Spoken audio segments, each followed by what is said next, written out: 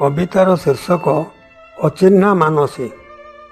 ମୋ କବିତାର ପ୍ରତ୍ୟେକଟି ପଂକ୍ତିରେ ମୁଁ ଦେଖେ ମୋ ମନର ମାନସୀକୁ।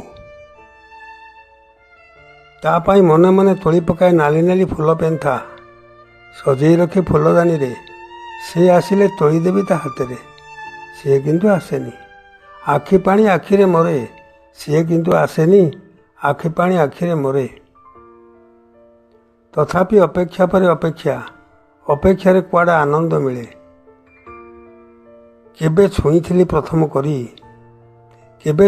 ପ୍ରଥମ କରି ଲେଖିଦେଇଛି ମୋର କବିତାରେ ଅସ୍ପଷ୍ଟ ଅକ୍ଷରରେ, କେବଳ ତାକୁ ହିଁ ଦୃଶ୍ୟମାନ।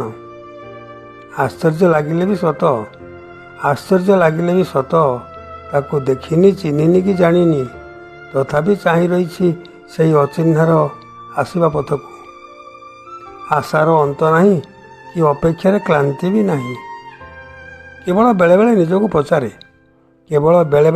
ପଚାରେ ସେ ଆସିବ ତ? ଉତ୍ତର ପାଏନି। କିଏ ବା କି ଉତ୍ତର ଦବ? ସିଏ ତ ମୋ ଅଚିହ୍ନା ମାନସୀ।